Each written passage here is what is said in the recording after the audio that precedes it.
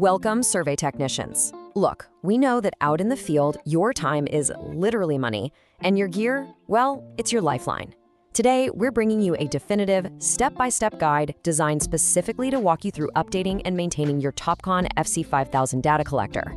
We're going to tackle the whole shebang, from the hardware operating system right up to the field software. And crucially, we're doing it in a strict chronological order. Why chronological?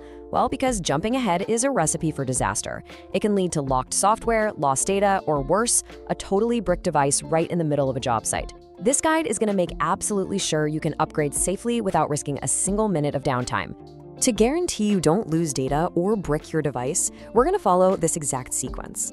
Critical prep and power, verifying your license, updating magnet field, handling expired licenses, hardware and OS patches, and finally, GPS receiver firmware. Let's get right into it. Part 1. Critical prep and power.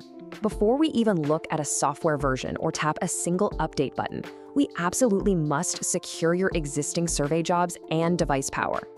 Okay, let's dive into this because this is where disasters are completely prevented. Step 1. Back up your data. Send your survey jobs, your local coordinate systems, and your custom settings straight to a PC or the cloud. Step 2 is all about power. You absolutely must plug the FC5000 into an AC wall charger. Seriously, do not rely on your battery here. Skip this, and a dead battery halfway through an OS update will completely ruin your workday. Just plug into the wall charger first every single time. Part 2. Verifying your license. Now that we've got a secure foundation, you're backed up and plugged in, your very first system action is verifying your software license status. So, let's look at the exact menu path you need to take on your collector. From your home screen, tap that M magnet icon up in the top left corner. Hit About to see what version you're currently running. Then head back to the M menu and select Activate Modules. What you're really looking for here is your software maintenance subscription date. Why? Because an expired license will completely block major feature upgrades. You have to verify this date before initiating any massive downloads, otherwise you might just install a shiny new version only to find yourself entirely locked out. No way we want that. Part 3. Updating magnet field. Assuming you checked that maintenance date and your license is good to go, you are officially clear to proceed with updating the software itself. You actually have 2 ways to tackle this, totally depending on your current field conditions. Method 1 is by far the easiest. It's the in-app direct update. If you're at the office or, just have a solid Wi-Fi or cellular connection, run the update directly from the app. It'll ping Topcon servers and launch a background installer wizard. But if you're out on a remote site that has absolutely zero internet, you'll need method 2. You'll log into the Topcon positioning support site on a separate PC, download the .exe installer, and transfer it over using a standard USB flash drive. Just remember, for the FC5000, you are going to need an OTG adapter, specifically a USB-A to USB mini adapter, to actually plug that drive into the collector. If you're using that Wi-Fi wizard, the process is incredibly smooth, but you do need to pay close attention to the prompts. You'll tap Software Updates, hit Install, and the system will ask to close magnet field to run the wizard. After picking your language, there's a really crucial step for our US-based survey techs. You're going to be prompted to choose your localized geoid files. Make absolutely sure you select files like Geoid 18 to automatically update your vertical GPS coordinate elevations. Honestly, this is vital for your vertical accuracy. Let the installer run until it says finished, and then just relaunch the app. Part 4. Handling expired licenses.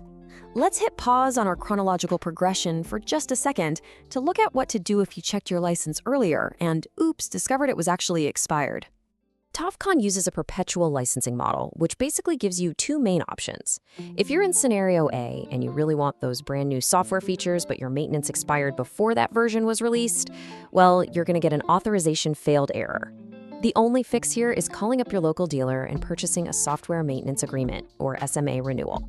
But check out scenario B. If you had to reset your device and just want to keep working using your older, current version, you absolutely can. You just go to the Topcon archives, download the version released prior to your expiration date, and downgrade. Your old license still perfectly covers it. Pretty neat, right? Now, if you run into activation issues while downgrading, like say the online server rejects your old code because it thinks there's been a hardware change, you'll need to do an offline activation. The software will generate a unique device ID. You just take that ID along with your serial number, email it straight to Topcon support, and they'll reply with an emergency.t-like file. Import that file via a USB drive, and boom, your software is permanently unlocked again. Part 5. Hardware and OS patches. Now that the field application is verified, updated, and running smoothly, we're stepping down a level in our chronological guide to update the foundational Windows system. The FC5000 is, at its core, a Windows machine, but you shouldn't just rely on standard Windows updates. Brand-specific patches, firmware, and expansion packs are actually hosted by the hardware manufacturer. So for this specific device, you'll need to navigate to the Juniper System Support page.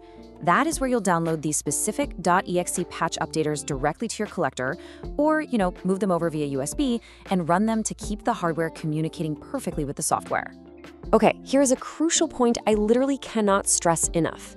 If you get a prompt for a massive general Windows 10 or 11 feature upgrade, be incredibly careful.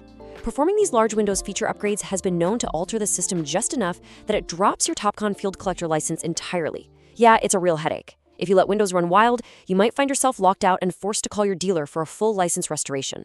For sure, stick to the targeted patches from Juniper Systems whenever possible. Part 6. GPS Receiver Firmware. Our final chronological step moves beyond the data collector itself, looking outward to the connected external GNSS hardware you actually rely on for your positioning. So if your workflow requires updating the internal GPS receiver card firmware on your connected rover or base, you're going to use the Topcon Receiver Utility, or TRU. You'll connect the collector to the receiver, ideally using a hardwired serial to USB cable for maximum stability. Then, you just load up the specific .ldr or .ldp upgrade files right into the utility. Once you hit Run to flash that card, take a step back. You must ensure the device remains completely uninterrupted. Don't touch the cable, don't press buttons, just wait until the receiver fully restarts on its own. All right, we've covered the complete chronological order to keep your gear in absolute peak condition. From power prep to license verification, app updates, OS patches, and finally, external receiver firmware. By following this exact sequence, you totally eliminate the guesswork and drastically reduce the risk of locked software or dead batteries out in the field. So the only question left to ask yourself right now is this. Are you going to wait until a software glitch stops your survey crew dead in their tracks, or is your FC5000 fully updated, backed up, and ready to deploy flawlessly for tomorrow's fieldwork?